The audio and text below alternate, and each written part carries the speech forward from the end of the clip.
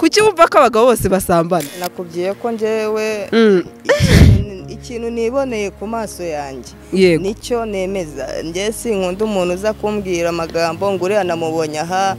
uriya ngo namonye ngo yinjiye muri shambure ngo ari kumwe n'uyu cyumva ko abagabo bose ari abasambanyi ko byigeze kumbaho taramenyana na Jean Paul so ngo niwe twamenyanye gusa hari uwo byigeze kumbaho ndamwiho twese tunatandukanye naramufashe nanjye naramwifatiye ariko mishu sharakabya ibyo bintu Imana naramufashe ari ninjoro nagiye kumureba nese wari umutunguye ariko ari ukuntu umuntu ashobora kukubwira amagambo we ntuyemera ngo ngera amasaha mba mpari ngo ujye ubanza umamagare ashyiraho kondisiyo kandi uri umukunzi we noneho ndavuga wari ubyiyumvagamo cyane kaguca inyuma hari umuntu ureba ukabona ko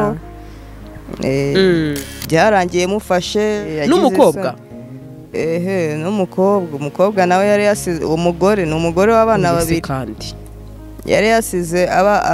umugabo we mbega ibyago mbega inkuru mbi yasize umugabo ajya gusambana araza rwose ariko uzi ko abagore b'iki gihe barakaye none se ubwo umuntu ni saa sita za nijoro amanutse iwe avuye ku mugabo we n'abana babiri ubwo se niyo waba udafite ubwenge kuki utamubabariye ingeso y'umuntu ntahijya ubundi umunyarwanda aciye umugani ngo kamere y'umuntu ipfa ari uko nawe yagiye mu gitaka ntabwo naravuze binankoreye ashobora kuzongera gutya akankorera n'ibirenze nkababara cyane birenze ndavuga oya nzabona uzanurisha umutima wanjye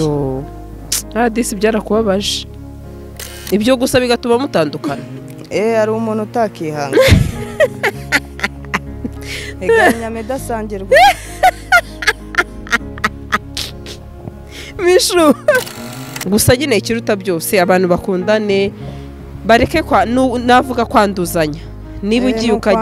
ugaca inyuma mishu uramuzanira ibirwara uramuzanira navuga mbese n'imikoshi si byo se rero ntabwo byaba byiza burya twubaka umuryango ariko twirinda nanone ikintu cyawuhungabanya abantu bubahane umugore amenya ko umugabo amuca inyuma icyubahiro kigashira umugabo amenya ko umugore amuca inyuma icyubahiro n'urukundo bigashira mbese umuryango tuwubake neza cyangwa se sosiyete si byo mishu